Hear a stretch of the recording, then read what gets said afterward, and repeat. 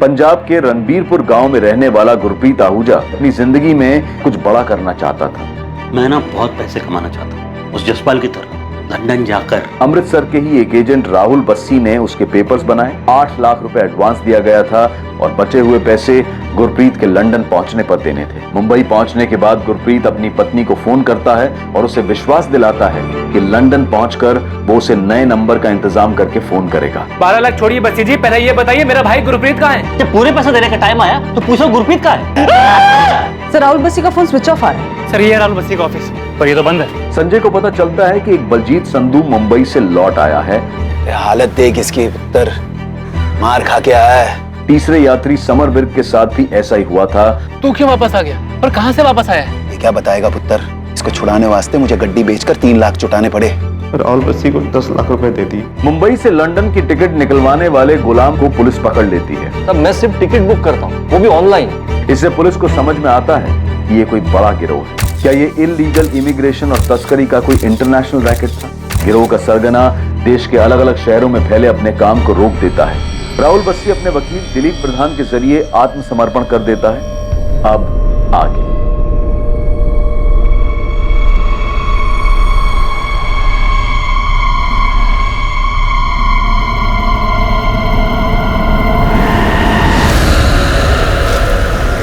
गुरप्रीत आहूजा, बलजीत संधू और समीर विर्क का वीजा बनाने वाले एजेंट राहुल बस्सी ने पुलिस में सरेंडर कर दिया।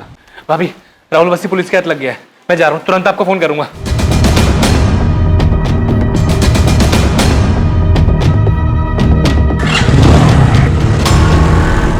गुरप्रीत आहूजा कहाँ है राहुल बस्सी? मुझे नहीं मालूम। मैं इतना कह सकता हूँ कि या तो वो भाग गया है या फिर उसके छोटे भाई ने उसके साथ कुछ किया है। मतलब?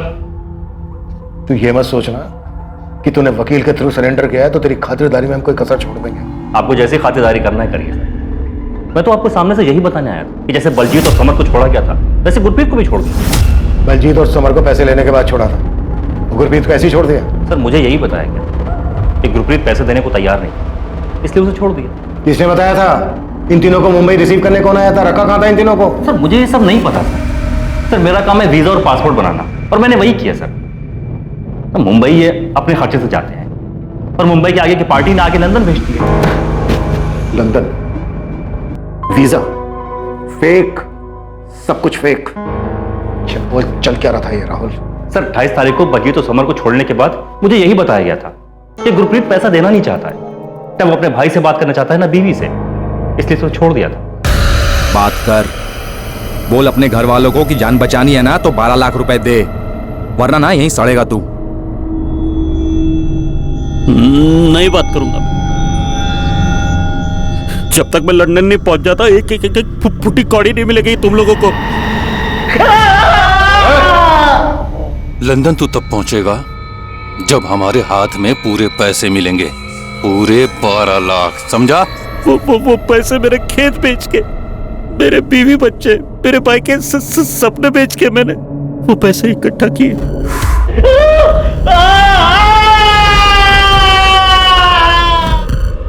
ये गुरप्रीत मान नहीं रहा है, बात नहीं करेगा वो, ना बीवी से ना भाई से। देखो बलजीत और समर के तो पैसे आ गए हैं ना। अब गुरप्रीत अगर नहीं मानना तो फिर मैं कुछ नहीं कर सकता। तो क्या करे, छोड़ दे क्या इसको? पुलिस के पास तो नहीं जाएगा?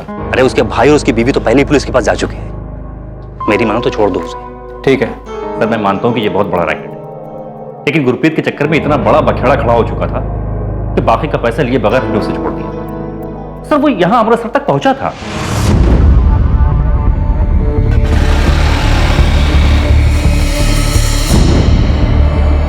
सर आप इस संजय से पूछे ना कि इसने अपने बड़े भाई के साथ क्या किया। सर आप खुद सुन, संजय बलजीत और समर तक तो पहुंच जाते, लेकिन उसका अपना भाई गुरप्रीत जो कि अमृतसर तक पहुंच चुका था उस तक नहीं पहुंचा। कैसे? भैया अमृतसर वापस आए थे तो फिर घर क्यों नहीं पहुंचे? ये तो तुम बताओगे संजय, हमें तो ये पता चला है कि तुम्हें कोई फोन आया था ये इन्फॉर्म करने के लिए कि तुम्हारे भाई को ट्रेन में बिठा रहे हैं, वापस भेज रहे हैं। सर राहुल बस्सी ने 12 लाख मांगे, ये मैंने आपको पहले भी बताया था। हम वो पूछ ही नहीं रहे हैं संजय, तुम सिर्फ ये बताओ क्या तुम्हें कोई फोन आया था ये बताने के लिए कि तुम्हारे भाई गुरप्रीत को अमृतसर की ट्रेन में बिठा दिया? फिर भाई से बात कराओ मेरी, कहाँ है वो? मैं छोड़ूंगा नहीं किसी को। वापस भेज रहे उसको, समझाना। और सुन, चाहने के बाद कुछ भी नाटक किया ना तो एक बात याद रख, तेरे और तेरे फैमिली को ना बहुत महंगा पड़ेगा। इसी शर्त पे वापस भेज रहे हैं कि जो भी हुआ अपने दिमाग से निकाल दे वो। इसमें ही तेरे और तेरी फैमिली की भलाई है। हाँ साहब, एक फोन आया था, बड़ी अजीब सी आवाज थी। मुझे लगा राहुल बस्सी पैसों के लिए हमारे साथ कोई खेल खेल रहा है।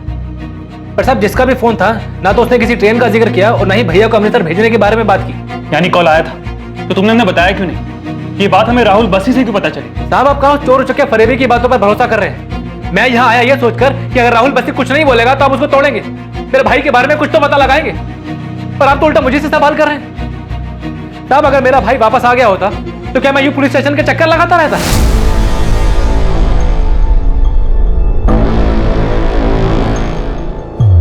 नाला सुपारा? सर मैं तो कभी मुंबई गया नहीं, ऐसी कोई जगह मैं तो जाकर नहीं सर आपको जितना मारना हो मारिए, लाते घुसे जैसे चाहे मारिए सर, लेकिन जो चीज मैं नहीं जानता वो आपको कैसे बताऊं सर? मैं भी नहीं जानता कि तू इस वक्त मेरी कस्टडी में। सर आप जाने या ना जाने, लेकिन मेरा लॉयर जरूर जानता है। सर मैं सच बोल रहा हूं, मैंने फेक वीजा पासपोर्ट बनाकर के इन लोगों को आगे भेजा है, लेकिन ये लोग आगे किससे मिले मैं नहीं जानता सर। मुझे फोन पर पता जाता है ये पार्टी को कहां भेजना है। ये गुरप्रीत आहूजा, बलजीत संधू, समर विर्क, तीनों को मुंबई भेज देना। जी मालिक इन तीनों के वीजा पासपोर्ट कब तक आ जाएंगे?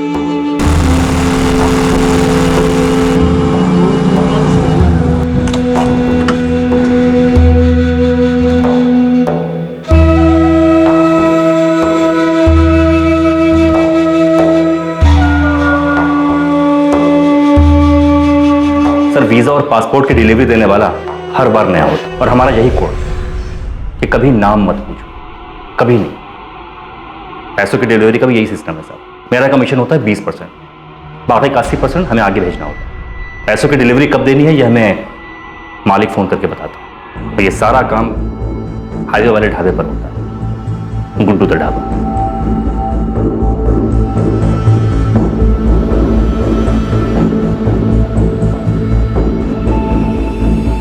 सर पैसों की डिलीवरी लेने वाला रेड कैप और डार्क गॉगल में होता है और हर बार नया। सर मुझे तो इस बात का भी अंदाजा नहीं है कि वो एक आदमी था या दो। तू लोगों को सिर्फ मुंबई भेजता है? नहीं सर, मैं अपनी मर्जी से कुछ भी नहीं करता, वहां भेजता हूं जहां मालिक का हुक्म होता है। ये मालिक कौन है? सर मैं नहीं जानता। आज से 6 साल पहले जब मैंने वीजा पासपोर्ट का काम शुरू किया था, किसी तरह गाड़ी चल रही थी, तब एक आदमी आया था। उसने अपना नाम मामून आलम बताया था।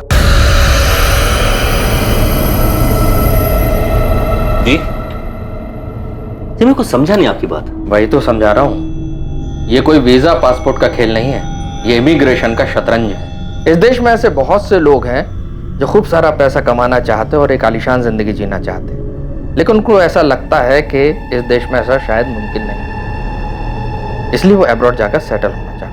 लेकिन हम तो यहाँ वीजा पासपोर्ट वाले। हाँ, सिर्फ वीजा और पासपोर्ट का फॉर्म भरने के लिए 500-600 रुपए लेते होगे, वीजा के लिए शायद 1000 रुपए। बस से इमिग्रेशन करवाओ। इमिग्रेशन लोगों को यह यकीन दिलाओ कि वो अब्रॉड जा भी सकते हैं और सेटल होकर अपने सपने भी पूरे कर सकते हैं, और जब वो करोड़ों के सपने देखेंगे तो लाखों तो तुम्हें वैसे ही दे देंगे। तुम्हें कुछ नहीं करना, तुम्हें सिर्फ ऑर्डर्स फॉलो करना है, बदले में तुम्हें 10% कमीशन मिलेगा, और लाखों के खेल में 10% कमीशन कम नहीं होता बस से। इसके बाद तुम अपनी काबिलियत साबित करो, कमीशन बढ़ता जाए।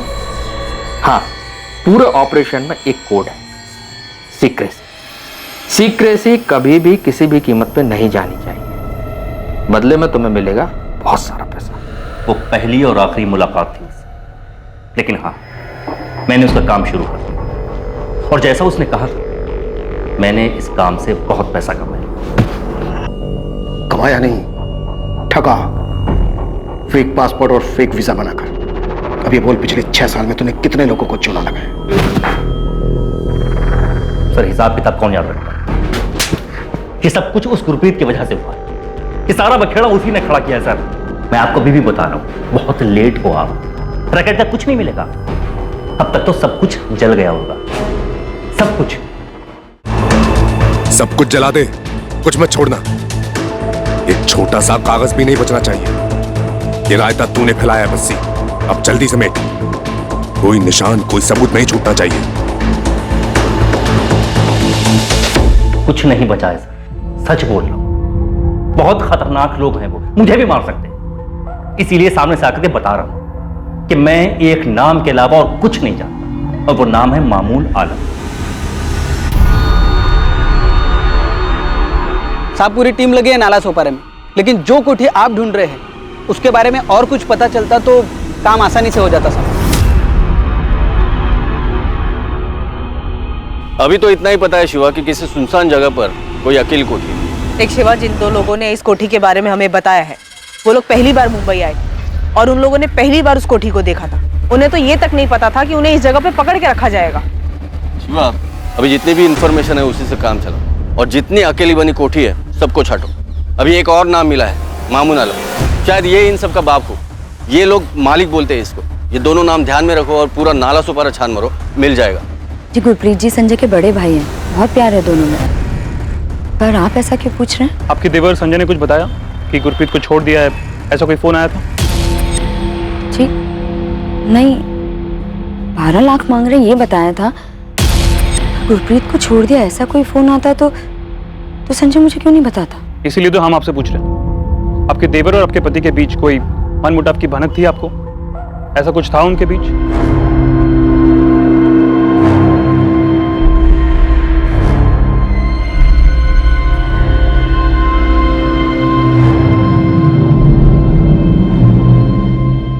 आपके द्वारा डायल किया हुआ नंबर अभी बंद है। संजय का फोन क्यों नहीं लग रहा? मम्मी, पुलिस वाला अंकल ने क्या बताया? पापा आए थे तो वो यहाँ पर क्यों नहीं आए? पता नहीं बेटा क्या हो रहा है। क्या सच में गुरप्रीत आहूजा को अपराधियों ने छोड़ दिया था? क्या वो अमृतसर वापस आया था? ये ऐसा शातिर गिरोह था जिसने अपराध के बाद अपने पीछे कोई सबूत नहीं छोड़ा था। क्या कोई और एंगल भी जुड़ा हुआ था इस रैकेट के साथ जिसका शिकार गुरप्रीत आहूजा बना, जो यहां अपने परिवार को छोड़कर अपने अच्छे भविष्य और जिंदगी को बेहतर बनाने के लिए विदेश में बसने का सपना लेकर निकला था? सर, ये राहुल बसी जितने भी फोन यूज करता था उसके कॉल रिकॉर्ड्स, और ये जो मालिक है इसके सारे कॉल्स भी वही नंबर से है, 5598 मॉस्को रूट के इंटरनेट कॉल्स जो अनट्रेसेबल है। और संजय आहूजा के कॉल रिकॉर्ड्स? हाँ सर, कॉल तो उसको भी आया था। यही नंबर है सर, 5598। अगर उन्होंने गुरप्रीत को भी छोड़ दिया था तो फिर वो वापस क्यों नहीं लौटा? सचिन, अमृतसर रेलवे स्टेशन के सभी सीसीटीवी फुटेज निकाल, ढूंढो उसमें गुरप्रीत को। संजय आहूजा के कॉल रिकॉर्ड्स में तुम्हें कुछ भी सस्पिशियस नहीं मिला? नहीं सर, कुछ नहीं मिला। और ताजुब है कि जिस दौरान गुरप्रीत को छोड़ने की बात कही जा रही थी उस बीच संजय यहाँ रणबीरपुर से अमृतसर गया ही नहीं। और ये मामून आलम कौन है जिसकी राहुल बस्सी बात कर रहा था? यही इस गिरोह का मालिक है क्या? सर, मॉस्को रशिया से ऑपरेट कर रहा है। हमें कोई और तरीका देखना होगा उस तक पहुंचने का। गुरप्रीत आहूजा के मिसिंग होने से बहुत मुसीबत होने वाली है तुझे। सारी चीजें एक तरफ, फेक वीजा, फेक पासपोर्ट, इनके चार्जेस एक तरफ, बेल होना इम्पॉसिबल है। मैं सच कह रहा हूँ वकील साहब, मुझे नहीं पता गुरप्रीत कहाँ है। अगर मुझे गुरप्रीत के बारे में कुछ भी पता होता तो मुझे बताने में क्या जाता। मुझे बस इतना बताया गया था कि गुरप्रीत को छोड़ दिया गया है और वो अमृतसर वाली ट्रेन में बैठ चुका है। देख, मैंने तेरे लिए इन्वेस्टिगेटिंग ऑफिसर से बात की। बस तू ये मालिक जिसे भी बुलाते उसका नाम बता दे। वकील साहब, मैं सच कह रहा हूँ, मुझे नहीं पता ये मालिक कौन है। तो फिर ये बता दे, कौन जानता उसे? मुझे ये भी नहीं मालूम। मामून आलम? ये कौन है मैडम? ये बात तो तुझे पता होनी चाहिए ना गुलाम। पूरे रैकेट की टिकट्स की बुकिंग तू करता था। देखिए मैडम, ये सब में आप मुझे मत घसीटिए। रैकेट होगा लेकिन मेरा कोई लेना देना नहीं उससे। मैडम, मैं सिर्फ टिकट बुकिंग का काम करता हूँ। ये देखिए मैडम, ये सब फाइल चेक कर लीजिए। ये लीजिए, सब फाइल देखिए मैडम, वाइट का मनी है सब, टैक्स पे करता हूँ मैं। देखिए मैडम, अगर किसी केस में आपको मेरी हेल्प चाहिए तो आप मेरे को बोलिए ना, मैं हेल्प करने के लिए तैयार हूँ। तो फिर कर हेल्प।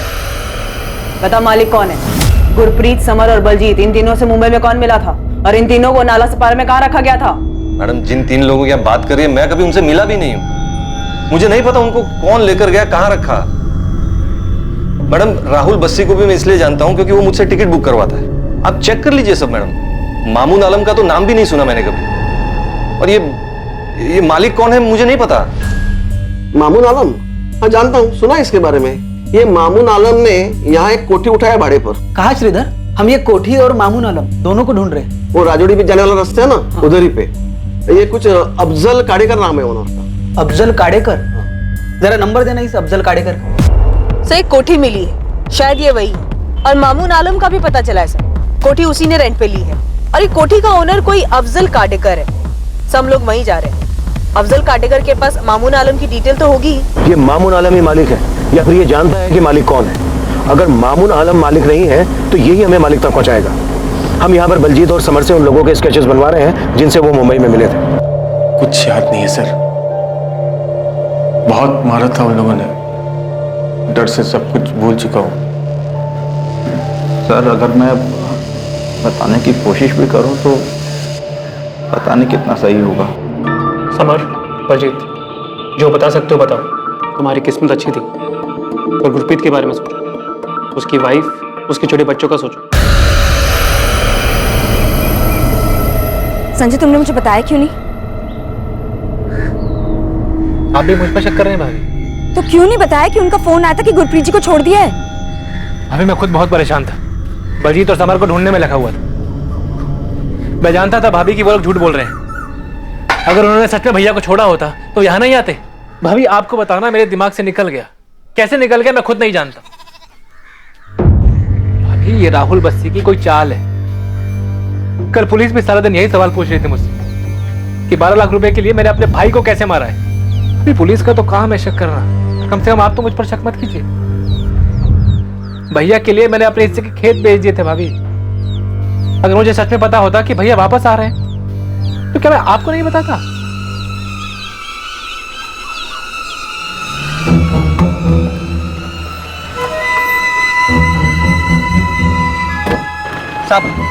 साहब ये अफजल काडेकर, कोठी के मालिक। कोठी पर तो अभी ताला लगा है, लेकिन अफजल के पास दूसरी चाबी है और मामून आलम की सारी डिटेल्स भी इनके पास है।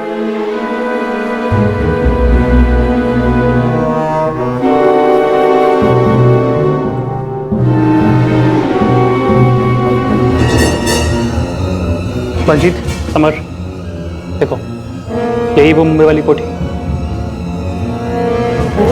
हाँ सर, यही है।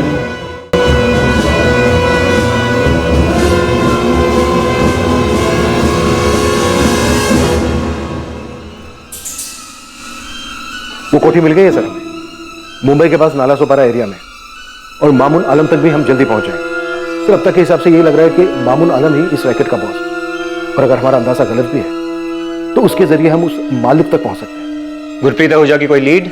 सर राहुल बस्सी के हिसाब से गुरप्रीत को छोड़ दिया गया था, लेकिन गुरप्रीत अपने घर नहीं पहुंचा। हम गुरप्रीत के भाई संजय आहूजा पर भी डाउट कर रहे हैं। इमीडिएटली पूरे पंजाब में एक प्रेस स्टेटमेंट इशू करो, सारे पेपर्स में ये होना चाहिए। साथ ही बाकी के स्टेट्स को इस fake passport visa immigration racket के बारे में। I am sure Gurpreet, Baljeet और समर इस रैकेट के पहले विक्टिम तो नहीं है। कोई सामने तो नहीं आया सर, पर श्योरली ये पहले विक्टिम्स नहीं है। पेपर में खबर आएगी तो बाकी के विक्टिम भी सामने आने से हिचकिचाएंगे नहीं। उनके सामने आने से हमें कोई और लीड मिलेगी। गुरप्रीत आहूजा का ये केस ही इस रैकेट को बाहर लाया है। हमें उसे किसी भी तरीके से ढूंढना है और वापस लाना है। सर बहुत सारी चीजें ऐसी हैं जो हमारी पहुंच से दूर हैं, उन तक पहुंचने के लिए हमें हेल्प लगेगी।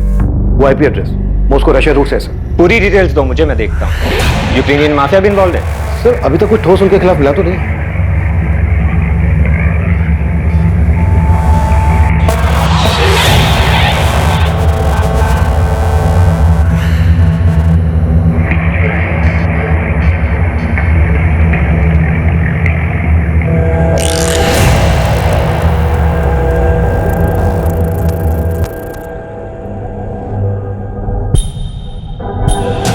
पंकज लोकल पुलिस स्टेशन का कॉल कर, उनकी एक टीम चाहिए मुझे। हर एक को ना बारीकी से चेक होना चाहिए। Sir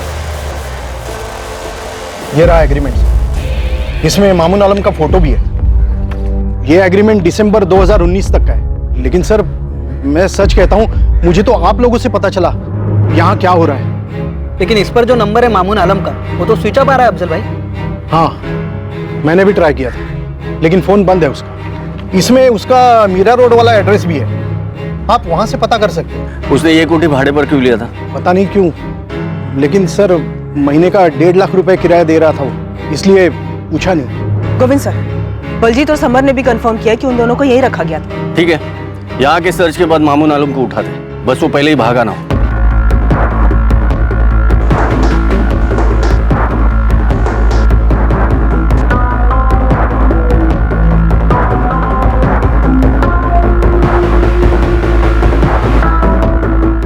visa agent Rahul Bassi के मुताबिक उसे इस गिरोह में मामून आलम नाम के एक शख्स ने शामिल किया था। मामून आलम नाम का एक शख्स था भी और अब इन्वेस्टिगेटिंग टीम को उसका एक एड्रेस मिला था। पर क्या मामून आलम ही इस गिरोह का वो मालिक था जिसकी बात राहुल बस्सी कर रहा था? क्या मामून आलम तक पहुंचकर पुलिस गुरप्रीत आहूजा का पता लगा पाएगी?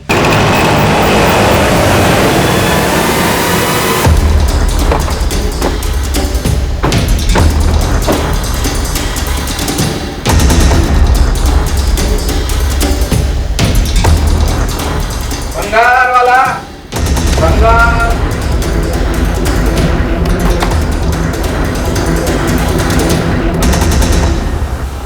जी क्राइम ब्रांच। मामून आलम का है? जी वो तो घर पर है। पर आप लोग उन्हें क्यों ढूंढ रहे हैं? बात करनी है। मामून ने नालासोपारा में एक कोठी किराए पर ले रखा था, उसी बारे में। आप कौन हो? उनकी बीवी। बुलाइए, कहाँ है? उनका तो 1 हफ्ते पहले इंतकाल हो चुका है। कैसे? एक्सीडेंट हुआ।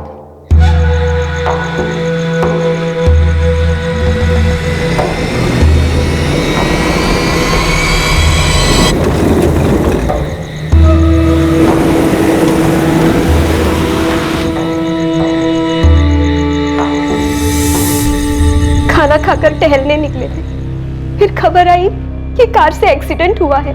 क्या काम करते थे मामून आलम? वीजा, पासपोर्ट वगैरह लोगों को हज पर भी भिजवाते थे। सही है, शिवा ने पता किया। मामून आलम 1 हफ्ते पहले सच में एक्सीडेंट में मारा गया था।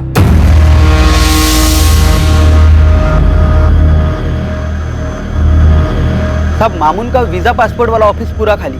मामून का मरना कोई एक्सीडेंट तो नहीं हो सकता है शिवा। गुरप्रीत का केस बाहर निकलता है और पंजाब से उस राहुल बस्सी को इस रैकेट में शामिल करने वाला मामून मारा जाता है। एक्सीडेंट रात के टाइम पर हुआ था साहब, ये मर्डर भी हो सकता है। आपको मामून के घर से कुछ मिला? लवलीन घर छान रहे है उसका, लेकिन ऑफिस खाली कर दिया है, तो घर पर क्या मिलेगा?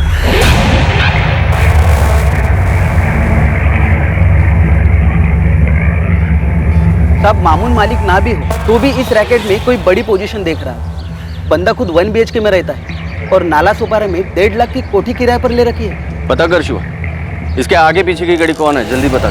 शिवाना, क्या तुम जानती हो तुम्हारा पति फेक वीजा, किडनैपिंग और इलीगल इमिग्रेशन का काम कर रहा था? मैडम, आप ये क्या कह रही हैं? मुझे उनके काम के बारे में कुछ नहीं पता। वो तो हम पता कर ही ले। चलो।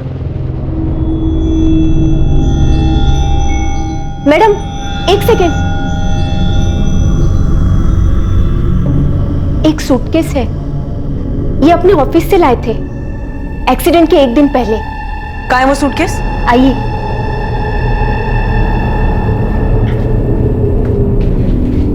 कहाँ है? जीप इसके पीछे।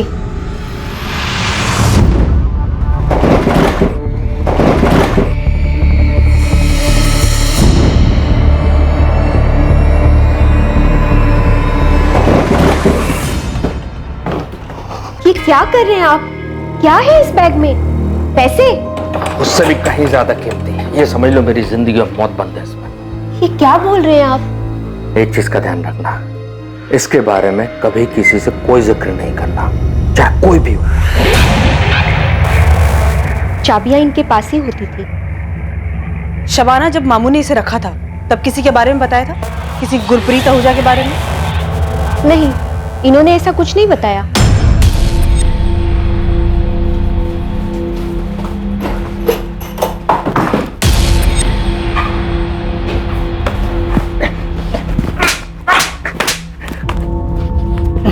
साले, तुझे पहले से पता था ना कि मामून आलम का एक्सीडेंट नहीं हुआ है बल्कि मर्डर हुआ है इसका।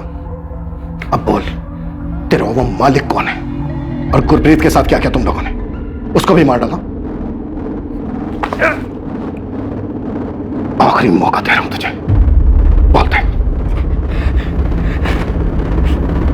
सर, मुझे इसी बात का डर था। मैंने कहा था आपसे कि वो बहुत डेंजरस लोग हैं, वो कुछ नहीं कर सकते। कौन वो लोग? मुझे नहीं पता सर, मैं सिर्फ एक नाम जानता हूँ, मालिक। अब मुझे नहीं पता कि सर ये मामून ही मालिक था या फिर मामून भी एक छोटा सा प्यादा था। सर, ये तो अच्छा हुआ कि मैंने आपके सामने सरेंडर कर दिया। अगर वो मामून को मार सकते हैं तो फिर अगला नंबर तो मेरा ही होता।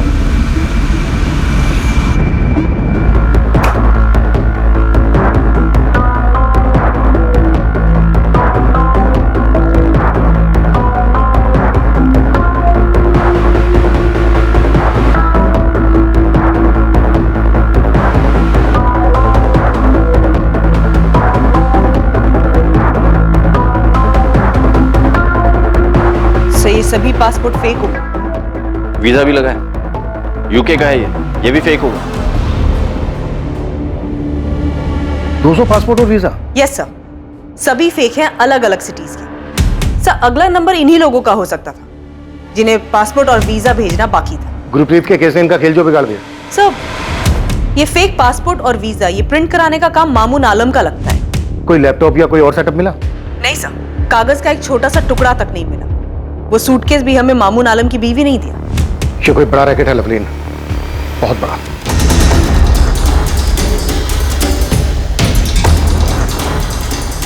मामून आलम के घर से मिले कई सारे फेक पासपोर्ट से इन्वेस्टिगेशन टीम को अंदाजा हो गया था कि ये रैकेट कितना बड़ा होगा। फेक पासपोर्ट से पुलिस को उन कई लोगों का पता चला जिन लोगों ने वीजा एजेंट्स को पैसे दिए थे और वीजा आने पर विदेश जाने के लिए तैयार बैठे थे।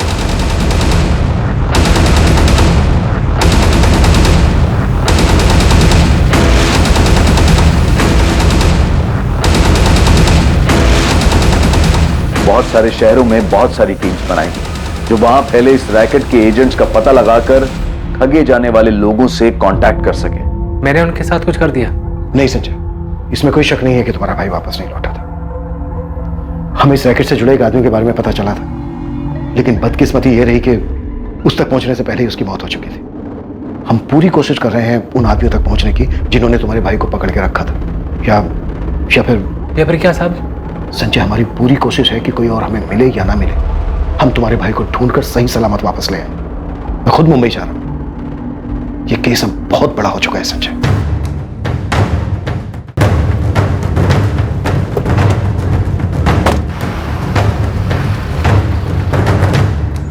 अमृतसर से कॉल था, कॉलर सामने नहीं आना चाहता और उसका कहना है कि साल भर पहले उसके साथ भी ये धोखा हुआ था।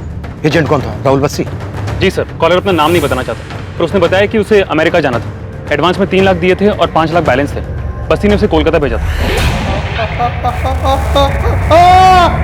इस आदमी ने अपने टॉर्चर के बारे में जो बताया वो बलजीत संधू और समर विर्क पर हुए टॉर्चर जैसा ही था। उसकी फैमिली ने भी उसे रैंसम देकर छुड़ाया था? नहीं सर, वो भाग निकला था। अलग अलग शहरों के लोगों के साथ ये कांड, पर किसी ने भी मुंह नहीं खोला। सर ये कॉलर कह रहा है कि वो टॉर्चर से डर गया था और fake visa fake passport case में फंसना नहीं चाहता था। किडनैपिंग के बाद उन लोगों ने ऐसे उल्टे सीधे तरीके से पैसे वसूले होंगे। मुंबई क्राइम ब्रांच मामून के कॉल रिकॉर्ड्स निकाल रही है। अब कम से कम इसके कॉल रिकॉर्ड्स में इंटरनेट कॉल नहीं होने चाहिए, तभी हम इस मालिक तक पहुंच पाएंगे। केस हाथ से निकल चुका है। अब मैं तुझे यही सलाह दूंगा कि गुरप्रीत और मालिक के बारे में बता दे। वकील साहब, मैं नहीं जानता कि ये मालिक कौन है। अगर मैं झूठ बोल रहा हूं तो पूरे देश में अलग अलग जगह से कई सारे एजेंट अरेस्ट हुए, तो वो क्यों नहीं बताया था कि मालिक कौन है? साहब, हमें नहीं पता वो कौन है, हम लोग उन्हें मालिक बुलाते हैं। हमने आज तक सिर्फ मालिक की आवाज सुनी है, हमने कभी मालिक को देखा नहीं है साहब। मालिक ने बोला उन्हें गुवाहाटी भेजो तो उन्हें गुवाहाटी भेज देते। मालिक ने बोला उन्हें जयपुर भेजो तो उन्हें जयपुर भेज देते साहब, लेकिन मालिक से पूछने की कभी कुछ हिम्मत ही नहीं हुई। देख राहुल, अब ये सब रुकने वाला नहीं है। पुलिस को जब तक गुरप्रीत आहूजा नहीं मिल जाता वो शांत नहीं बैठेगी। बता मुझे क्या हुआ गुरप्रीत के साथ, कहाँ है वो? राहुल, मैं तेरा वकील हूँ, तेरी भलाई इसी। तो वकील साहब, मैं बोल रहा हूँ ना, मैं नहीं जानता गुरप्रीत आहूजा कहाँ है। इस अकेले गुरप्रीत ने पूरे रैकेट के नैया डुबो दी। मुझे कोई अंदाजा नहीं क्या हुआ उसके साथ।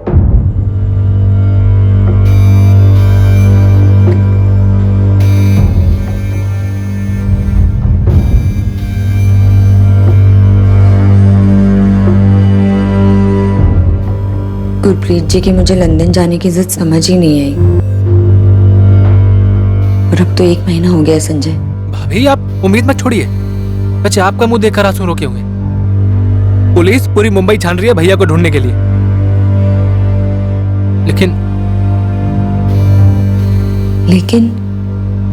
लेकिन क्या संजय? भाभी, पुलिस ने कई लोगों को गिरफ्तार किया, पर उनमें से किसी को नहीं मालूम कि मुंबई में भैया को किसने पकड़ा था। पुलिस बस एक ही बात कह रही है कि ये बहुत बड़ा रैकेट है और वो लोग किसी को विदेश नहीं भेजते हैं, बल्कि उन्हें पकड़कर छुड़ाने के लिए उनके परिवार वालों से पैसा मांगते हैं। तो अगर गुरप्रीत जी को उन्होंने पैसों के लिए पकड़ा है तो हमारे पास फोन क्यों नहीं आया पैसों के लिए? पता नहीं भाभी, पर एक बात सुनने में आ रही है, कितने सालों में हम पहले हैं जो पुलिस के पास गए हैं।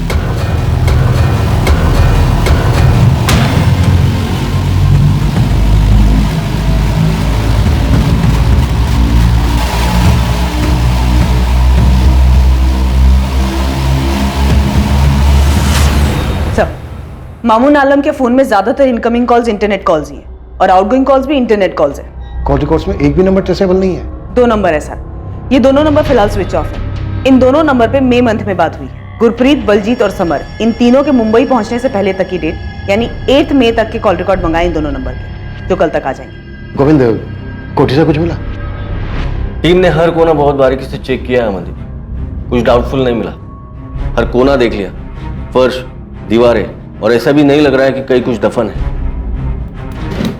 गुलाम रवि कुछ नहीं मिला। राहुल बस्सी के बाद बस वो एक है इस रैकेट से जुड़ा हमारे पास। उससे बहुत बार पूछताछ भी हुई। वो सिर्फ टिकटिंग एजेंट है। कुछ लोगों को पीछे भी लगाया था उसके। मुझे शक था कि वो बहुत कुछ दबा कर बैठा है, पर नजर रखने के बाद भी उसके बारे में यही पता चला कि बंदा सालों से ट्रैवल एजेंसी चला रहा है। इलाके में सब जानते हैं उसको, कहीं कुछ लफड़ा नहीं उसके नाम से। कोई सामने ही नहीं आया, इसलिए इतने सालों से ये लोग बेखौफ रैकेट चलाते रहे। मैंने डीजीपी साहब से इंटरपोल से हेल्प लेने के लिए रिक्वेस्ट भी की है, ताकि मॉस्को रशिया रूट वाली आईपी ट्रेस हो सके। पर जरूरी नहीं है कि वो आईपी मॉस्को की हो तो यूजर भी मॉस्को में हो। वो तो यहाँ कुर्ला में बैठकर भी ऑपरेट कर सकता है। तो फिर कैसे पकड़ेंगे मालिक को? कैसे पता चलेगा हमें कि गुरप्रीत कहाँ है, किस हाल में है? तुमने पक्का उस राहुल बस्सी को अच्छे से ठोक बजा कर देखा है? क्या पता इस रैकेट में जो खुद को नौकर बता रहा है वही मालिक हो और हमें नचा रहा हो। सारे तू ही मालिक है ना, जानते हम। चल बोल गुरप्रीत अवजो को कहाँ मारा? नहीं बोलेगा? नहीं बोलेगा? साहब मैं मालिक नहीं हूं, मैं आपसे सच में जानता कि मालिक कौन है। यही थे। हाँ, यही थे। इरफान हाशमी है और अयाज शेख। नाम नहीं सुना था साहब। बोल राहुल बसी उर्फ मालिक, मुंबई में इरफान हाशमी, अयाज शेख, यही दोनों तेरे नौकर है ना? आप कोई भी खेल खेल लो, लेकिन सच यही है कि इस पूरे खेल में मैं एक छोटा सा नौकर हूं, जो मालिक की बताई हुई जगह पर लोगों को भेजना। तो बलजीत, समर, गुरप्रीत मुंबई में किससे मिले? वो एक थे या दो, उन दोनों में से ही कोई मालिक था, मुझे कुछ नहीं पता। मैं सच कह रहा हूं। इरफान हाशमी, अयाज खान।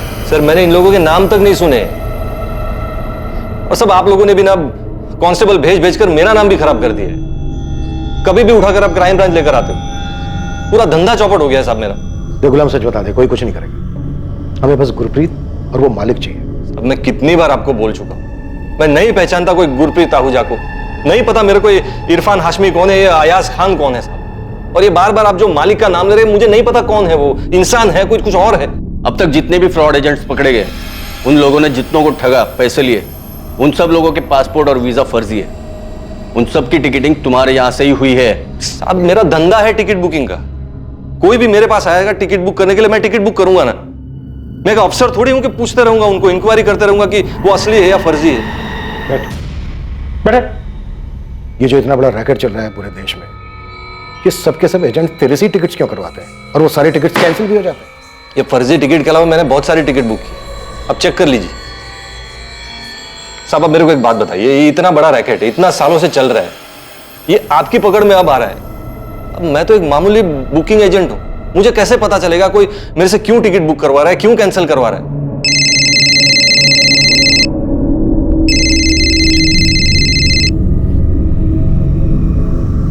हाँ शिवा, क्या हाथ लगा है? इरफान, तब इरफान हाथ लगा है। यही बड़े मियां नगर में छुप के बैठा है। ये 1 हफ्ते से घर से बाहर नहीं निकला। राणे, बड़े मियां नगर पहुंच जाओ जल्दी।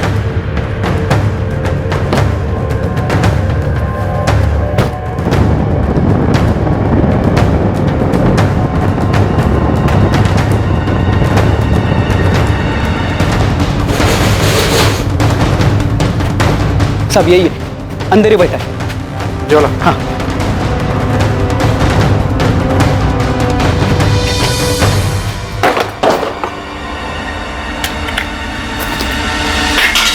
गुरप्रीत कहाँ है इरफान? अच्छा वो सब आप लोग आ गए। मामून के एक्सीडेंट के बाद कहीं मेरा एक्सीडेंट ना हो जाए, इस डर से मैं घर से बाहर ही निकल रहा था। गुरप्रीत आहूजा कहाँ है इरफान? तेरे जोड़ीदार समर और बलजीत पैसे देके जा चुके हैं, तू भी पैसे दिलवा और जा। अरे भाई क्यों बैठा है यहाँ पे? घर फोन कर, पैसे मंगा और हंसी खुशी वापस घर जा। अबे नहीं देगा ना तो यहाँ से कभी वापस नहीं जा पाएगा, समझ में आया? फोन कर अपने घर वालों को, बोल पैसा देने के लिए। कुछ नहीं दूंगा मैं मेरे भाई के, मेरे परिवार के, जब तक मैं लंदन नहीं जाऊं कुछ नहीं मिलेगा, तुम लोगों को कुछ नहीं मिलेगा। बेड़े, तू गलत जगह आ गया है। यहाँ से कोई अमेरिका, कनाडा, यूके फूके नहीं जाता है। बात समझ में आई तेरी को? सब पैसा देते हैं और अपने घर जाते हैं। तू भी पैसा दे और अपने घर जा। फोन कर, दिला पैसे।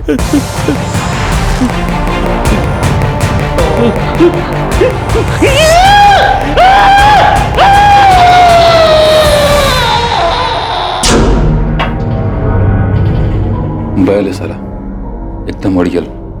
देख आखिरी बार पूछते हैं, अगर मना करता है तो उसको छोड़ देते हैं। अबे उसका भाई और उसकी बीवी पहले से पुलिस के पास जा चुके हैं, अभी उसको छोड़ा ना तो इसीलिए तो कह रहे हैं कि छोड़ देते हैं। देख मामूली आदमी है, आगे नहीं जाएगा, नहीं तो साले हम दोनों को लेने के देने पड़ जाएंगे। चल जा जा अपने घर, उठ।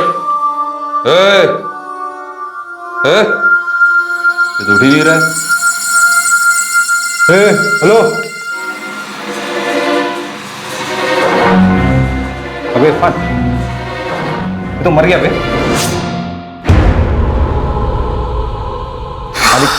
बाकी को जितना टॉर्चर किया था इसको भी उतना ही किया था, पर ये साला तो सालों यहाँ वैसे ही पुलिस पीछे पड़ गई है। क्या कर दिया तुम लोगों ने? मालिक मिस्टेक हो गया, लगता है थोड़ा ज्यादा टॉर्चर हो गया। मुझे नहीं पता, अब ठिकाने लगाओ और बंद करो वहां का ऑपरेशन। तुरंत सब कुछ गायब कर दो, किसी को कुछ पता नहीं चलना चाहिए। हाँ हाँ, ठीक है मालिक। अब क्या करें?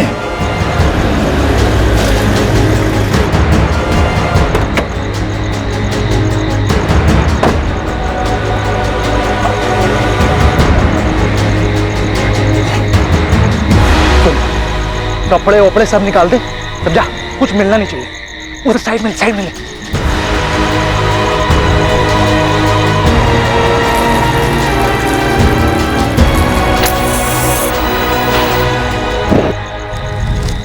हम तब तक खड़े रहे वहां जब तक पूरी बॉडी जल नहीं गई। कहाँ जलाई बॉडी? मनोर के जंगलों में।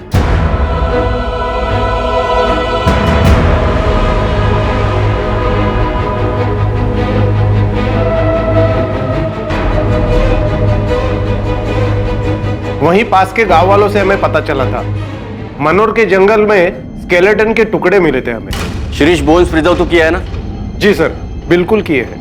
वो बंदा पंजाब से मिसिंग हुआ है शिरीष। जो कुछ मिला है तुम्हें, हमें वो सब चाहिए। तुम्हारा भाई नहीं रहा संजय। इरफान और अयाज ने मुंबई में मिलकर उसे टॉर्चर किया था। हम उन दोनों के खिलाफ मर्डर केस रजिस्टर कर रहे हैं। गुरप्रीत ने तुम लोगों से पैसे की बात नहीं की। गुरप्रीत का कहना था कि वो पैसे उसके नहीं, तुम्हारे हैं।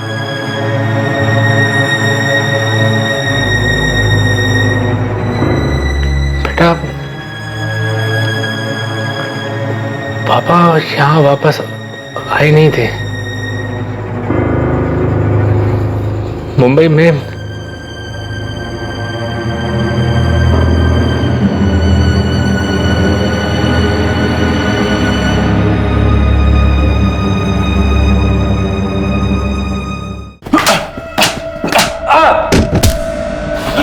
साले तुझे अंदाजा भी है, अगर पुलिस अपने पर आ जाए तो क्या क्या कर सकती है?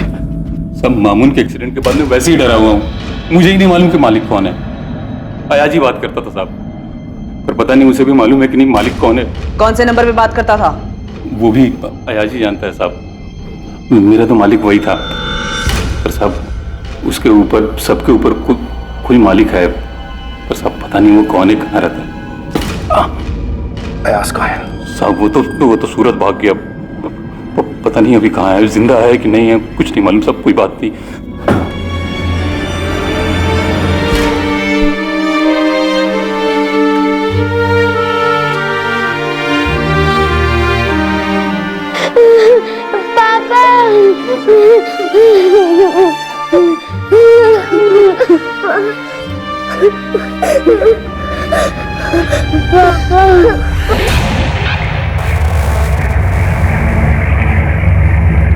दो दिन की तलाश के बाद पुलिस ने अयाज खान को सूरत से ढूंढ निकाला और वो अब पुलिस की गिरफ्त में था। अयाज खान ही अब मालिक तक पहुंचने की चाबी था, लेकिन क्या उसे मालिक की असली पहचान पता थी?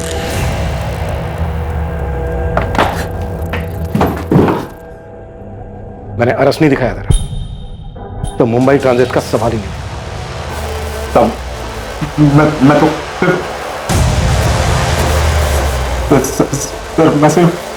मैं सिर्फ क्या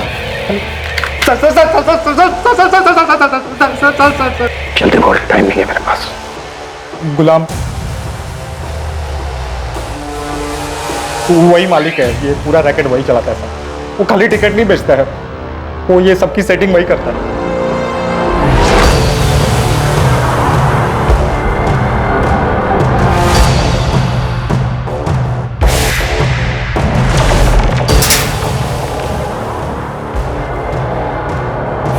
गोविंद, पहले उंगली काटेंगे इसकी, फिर पूछेंगे जो भी पूछना उसने।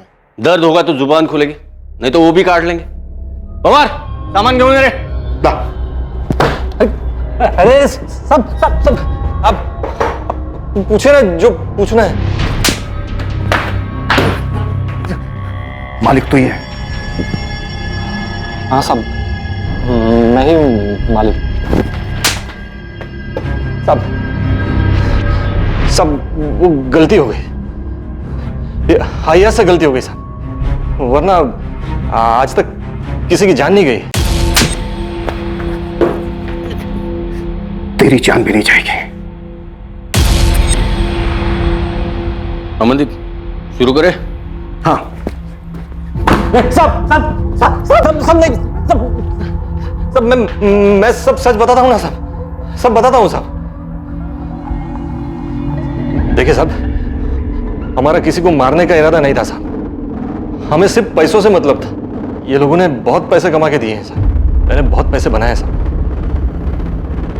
करोड़ों। कहाँ रखा है? अलीबाग में एक बंगला है, बेनामी प्रॉपर्टीज, गाड़ियां, बहुत सारा कैश भी है। आपको क्या चाहिए साहब? उन सब के रिकॉर्ड्स जिन जिनको अब तक ठगा गया। इतने रिकॉर्ड्स तो नहीं है साहब। कब से चल रहा था ये सब? 10-11 साल हो गए साहब, लेकिन आज तक किसी को खबर नहीं हुई, सब सही सलामत घर पहुंच गए।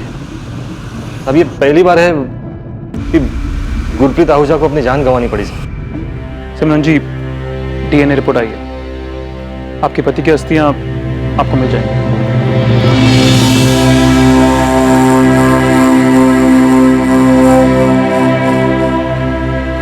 पर भैया आप दूसरों को क्यों देखते हैं? कितना भी कमा ले, रोटी तो वही खानी है। भैया यहाँ मेहनत करेंगे तो कम से कम अपने देश में तो रहेंगे हम। वहां मेहनत करेंगे ना तो पाउंड में कमाएंगे। तुझे पता है 1 पाउंड यानी 90 रुपये। अरे वहां जितना मैं महीने में बचा पाऊंगा ना, उतना साल में यहाँ नहीं कमा पाऊंगा।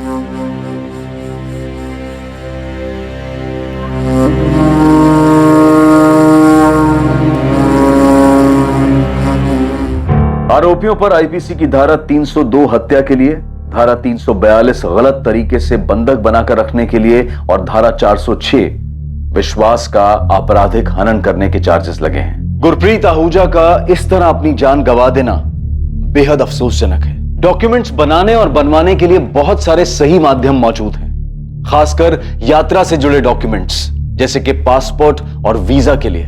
उन फर्जी एजेंट्स के जाल में बिल्कुल ना फंसे जो पैसा कमाने के लिए भोले भाले और कमजोर लोगों को अपना निशाना बनाने के लिए बैठे रहते हैं। विदेश की नौकरी और इससे जुड़े परमिट के मामलों में बेहद सतर्क रहने की जरूरत है। एजेंट के रूप में शिकारी ऐसे लोगों पर झपटने के इंतजार में हर कोने में मौजूद हैं जो उनकी लुभावनी बातों में आ जाएं। हर डॉक्यूमेंट की बारीकी से जांच करें और अगर कोई शक हो या कोई बात समझ में ना आए तो अपने किसी भरोसेमंद या किसी करीबी व्यक्ति की मदद लेने से बिल्कुल ना हिचकिचाएं। कभी भी ऐसे लोगों के जाल में ना फंसें जो आपको एक जगह तक ले जाकर अपनी मंजिल तक पहुंचने के लिए किसी दूसरे के हवाले करने की बात करें। आमतौर पर तस्करी, ठगी और लोगों को फंसाने के ये कारगर तरीके होते हैं। सबसे जरूरी बात यह है कि जब दूसरी तरफ लालच हो, सब कुछ बहुत अच्छा दिखाई दे, एक अच्छे और बेहतर जीवन जीने की बात हो तो तुरंत उस तरफ दौड़कर जाना समझदारी नहीं है, बल्कि ऐसे में बहुत ही सतर्क होकर कदम बढ़ाने की जरूरत है। अब मैं अनूप सोनी आपसे विदा लेता हूं। आपसे फिर मुलाकात होगी एक और नए केस के साथ। और याद रखें, क्राइम और आपके बीच में सिर्फ इतना फर्क है कि आप कितने सतर्क हैं। सतर्क रहें, सुरक्षित रहें। जय हिंद।